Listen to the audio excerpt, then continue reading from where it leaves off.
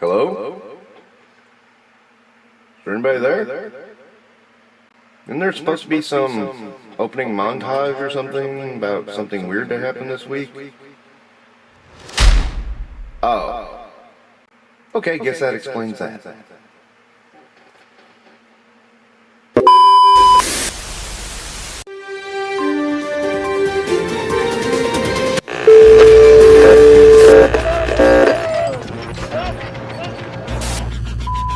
Be a critic. Be a fan. Don't ask questions. Just consume product and then get excited for next product.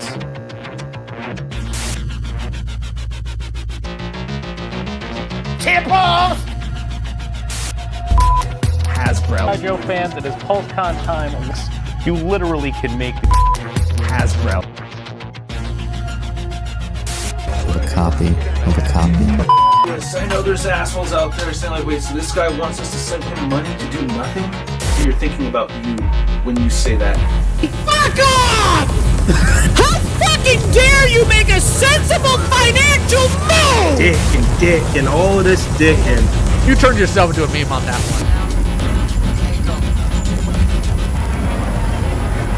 No, God! No, God, please, no! Hasbro doesn't seem to be doing very well right now, Bobby. I don't know if you... Yeah, and I'll tell you what, it's not a toy industry thing, because you don't see other companies laying off over 100 people and having bad earnings reports and this and that.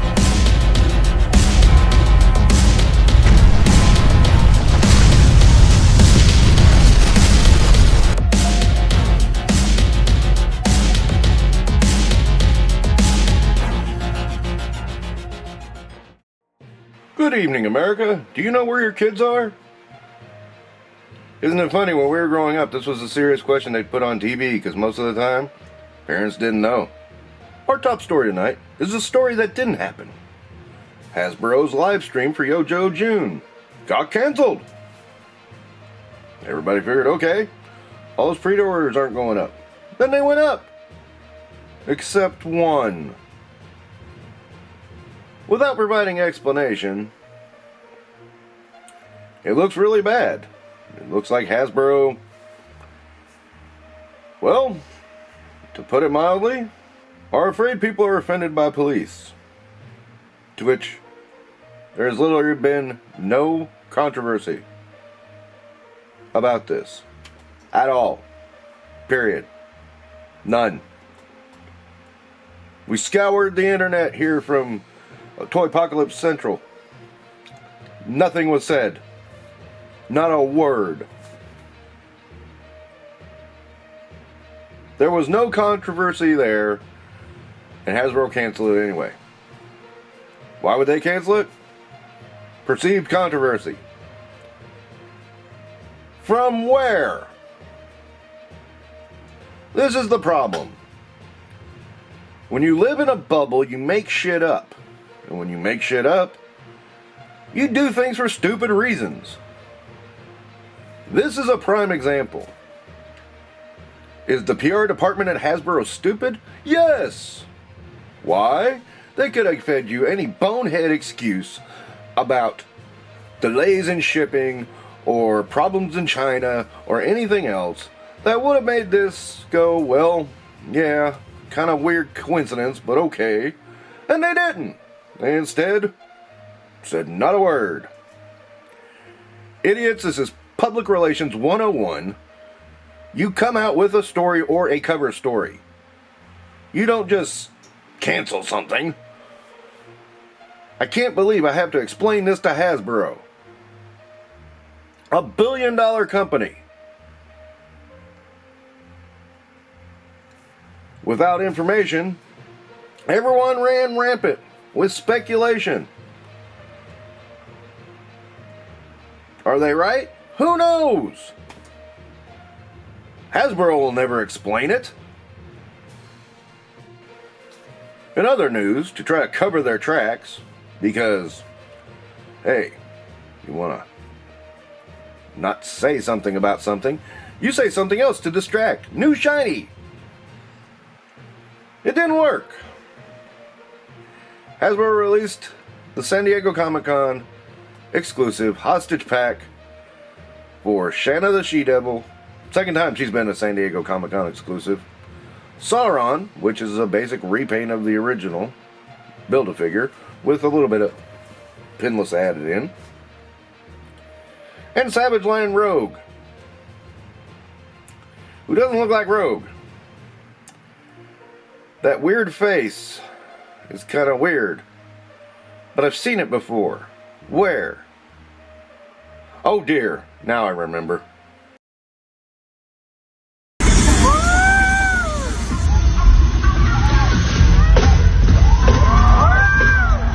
How's this pack gonna go? Sadly, it'll probably sell out just for the Rogue.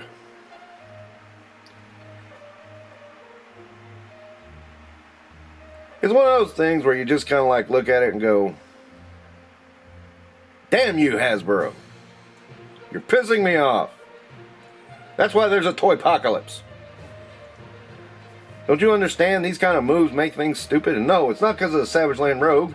I want the damn Sauron because I missed the Build-A-Figure. Oh, by the way, 3POA can't talk about the Sauron. Apparently that's considered dirty.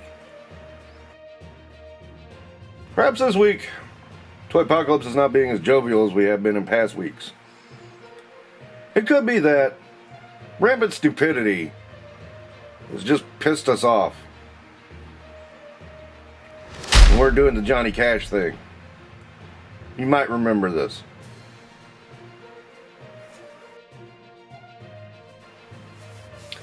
The official announcement of Spaceballs the sequel was this week. I would be more excited about it, but then I remembered History of the World Part 2. That was bad. That was really bad. Mel Brooks has a great history, but I don't think he's got it anymore. I mean, who can blame him? He's in his 80s. Superman had another trailer. What is there to say at this point? Either you're on board or you're not. There's really no in between. And there's really nothing else to say until the movie comes out. In case you haven't heard, meat sticks are on sale. Some people took that to mean something completely different. Just in case you hadn't noticed, it's been kind of a slow week. Why? Much of the country was distracted. I'll just say it was over on the West Coast. McFarlane released a bunch of toys this week, but I don't care for McFarlane. Plus he's losing the license, what's the point? Moving on. Just a small piece of advice rather than a news story. Stop trying to sound like you're smarter than what you are. You end up sounding dumber. ChatGTP lost to an Atari 2600 game console, proving yet again that in the past we were smarter. Vanessa Kirby is quoted as saying the 2002 Fantastic Four movie was outdated, specifically in reference to Sue Storm and her objectification. Of course, it's Jessica Alba, so that's kind of her thing. Maybe you're a little jealous you're not Jessica Alba. Could that be it, Vanessa? Troubled gaming company Simon has sold its super popular board game, Zombicide, to Asmodee. Wasn't on my bingo card. Why'd they do this? Because Simon fucked up so badly in business, they're having to sell everything. Every IP they own.